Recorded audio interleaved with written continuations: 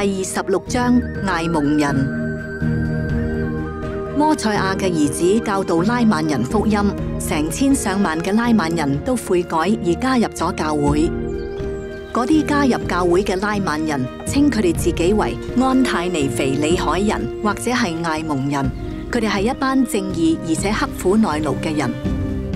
嗰啲冇悔改嘅拉曼人好嬲艾蒙人，準備攻打佢哋。艾蒙人雖然知道邪惡嘅拉曼人要嚟殺佢哋，但係依舊決定唔會反擊，因為佢哋已經悔改，唔再殺人啦。佢哋將武器深深咁埋喺地底下邊，向神承諾永遠唔會再殺人。當邪惡嘅拉曼人嚟殺佢哋嘅時候，佢哋全部都跪喺地上禱告。